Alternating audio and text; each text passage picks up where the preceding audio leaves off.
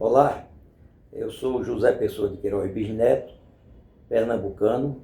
Venho de uma família de usineiros em Pernambuco, na época que Pernambuco era o estado mais importante na produção de açúcar do Brasil.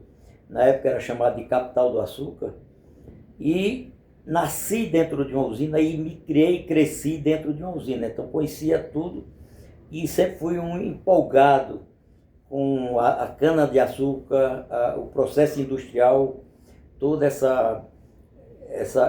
setor me encantava. Eu sempre fui encantado com esse setor.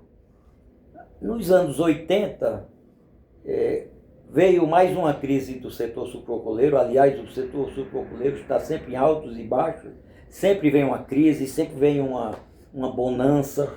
E numa dessas crises, a usina, que era da minha família e que eu adorava participar dela e atuar lá dentro, apesar de não ter nenhuma função administrativa, entrou em dificuldades e, como outras tantas na época, terminou quebrando.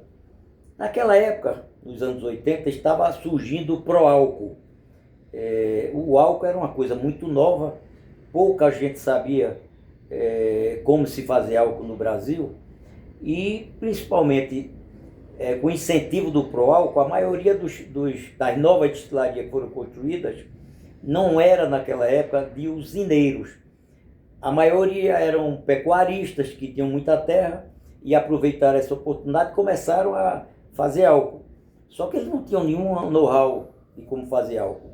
Então, como a usina da família quebrou e eu fiquei um pouco sem saber exatamente o destino que eu ia dar para a minha vida, eu conhecia que o melaço, que é um subproduto da usina de açúcar, quando você faz o açúcar, o melaço é a sobra, e naquela época não tinha uma demanda importante, porque na época era usada apenas para ração animal, então havia uma sobra de melaço. Eu então comecei a comprar esse melaço nas usinas que não tinham álcool, elas tinham essa sobra, e comecei a vender para as novas destilarias que estavam se instalando, orientando esses novos entrantes do setor como fazer álcool com aquele melaço.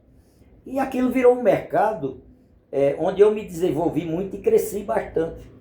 Eu cresci muito o meu comércio de melaço, virou um comércio importante.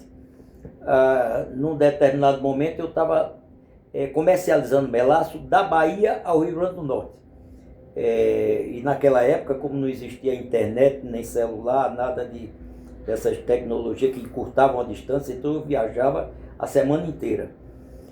Até que em 1987, uma das usinas a quem eu comprava toda a produção de melaço, eu tinha comprado toda a produção da safra seguinte dela e ela quebrou.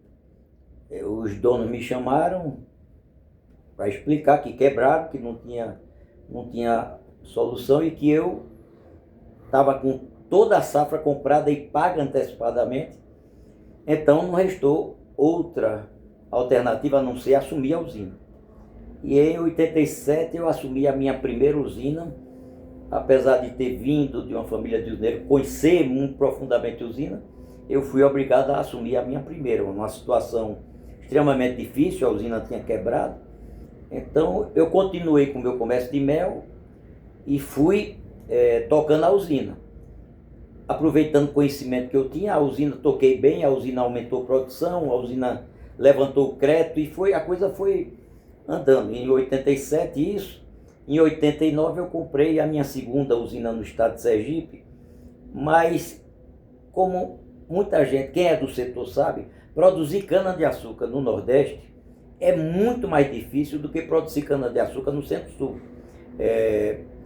Para você ter uma ideia, o Nordeste antigamente, até 1950, Pernambuco era o maior produtor do Brasil de açúcar. A produção de São Paulo, do Sul, era meio... não tinha importância. Só que era tão mais fácil produzir no Sul que a partir de 1950 a produção do Sul, Sudeste, Centro-Oeste cresceu assim de uma maneira até que hoje, por exemplo, o Brasil moe 650 milhões de toneladas de cana, sendo que 600 milhões de toneladas é moída no Centro-Sul. E o Nordeste inteiro da Bahia até o Rio Grande do Norte, moe somente 50 milhões, para ter uma ideia da importância hoje do Nordeste, pela dificuldade de produzir lá, o custo maior.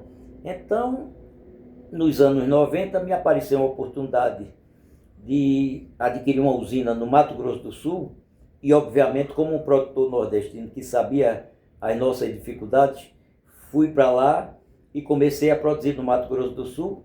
Naquela época era avião para lá e para cá, porque não existia internet, não existia celular, FaceTime.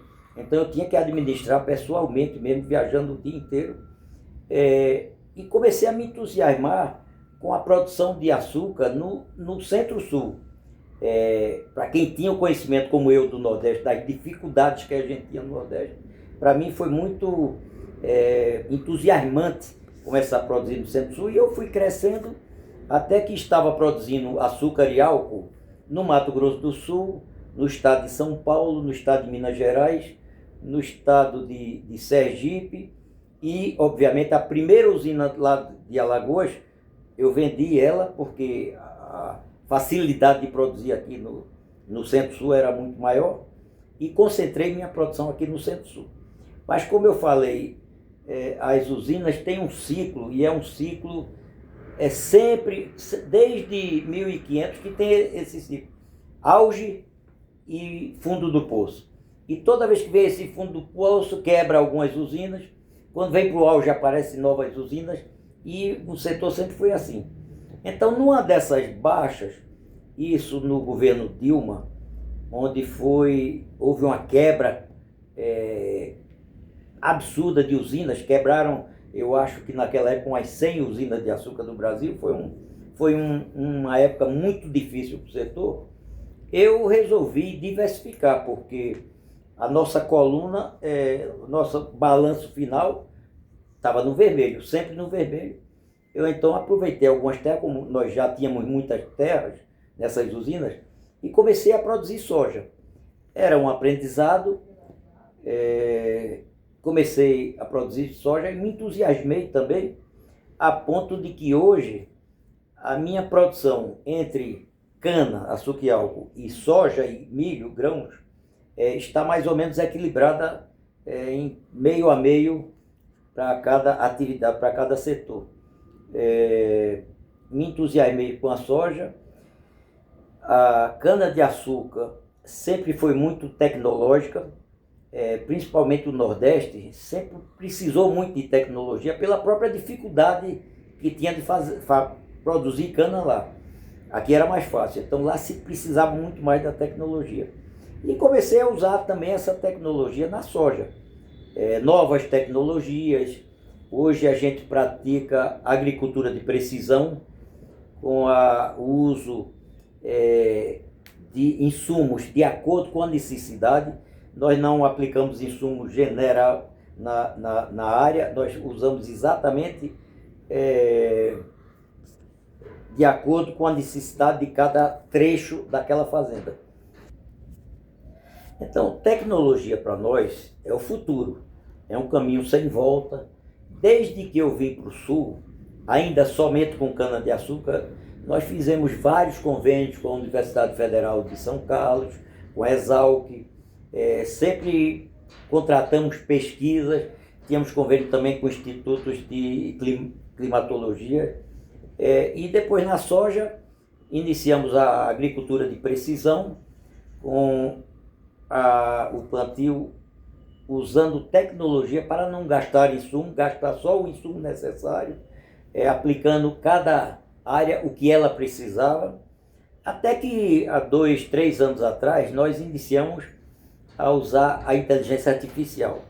A inteligência artificial já era usada recentemente para algumas coisas. Por exemplo, quando nós distribuímos insumos, essa máquina, por ter essa preparação usando a inteligência artificial, ela distribui os insumos já de acordo com a necessidade de cada insumo. Por exemplo, uma área precisa mais de fósforo e menos de potássio. Ela bota mais fósforo e menos potássio. Outra área está precisando mais de nitrogênio. Ela vai exatamente dar o que o solo precisa em cada área.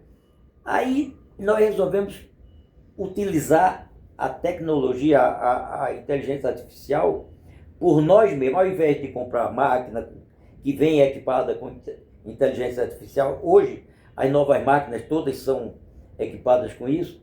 Nós começamos a usar a inteligência artificial dentro de casa.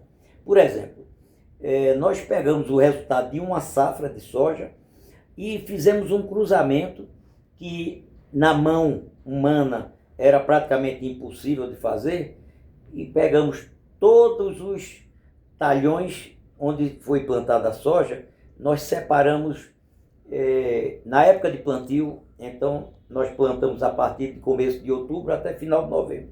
Nós separamos primeira quinzena de outubro, segunda quinzena de outubro, primeira de novembro, segunda de novembro. Depois, dividido em 4, nós plantamos normalmente 8 a 10 variedades por ano. Então, variedade tal, em cada talhão. Depois, o tipo de solo de cada talhão. Dividimos em 3 tipos diferentes. Com isso, com esses dados na mão, imputando os resultados da safra, a produtividade de cada talhão, a inteligência artificial que nós montamos, ela cruzou todos esses dados para, no fim, ela me dar o seguinte resultado: talhão tal, você precisa plantar na primeira quinzena de outubro com a variedade tal. Talhão tal, você tem que plantar na segunda quinzena de outubro com a variedade tal. E assim por diante, ela distribuiu todos os talhões e as variedades que eu deveria plantar na primeira quinzena de outubro, na segunda, na primeira de novembro, na segunda de novembro. E quais variedades plantar em cada talhão desse aí.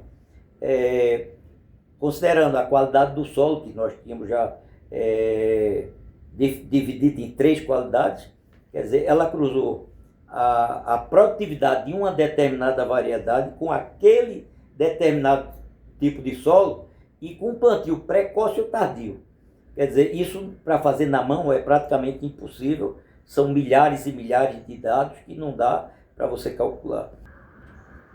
Agora, a tecnologia e mesmo a inteligência artificial não vai tirar o trabalho do homem, porque ela faz todos esses cálculos, mas a cabeça do engenheiro agrônomo, de gente estudiosa, ele vai usar a inteligência artificial e não a inteligência artificial substituir ele. Meu pessoal hoje já é super familiarizado com a inteligência artificial, cada vez mais, e ela será usada a serviço do profissional e não o profissional a serviço da IA. Por isso eu não vejo nenhum risco aos bons profissionais o aumento do uso da IA.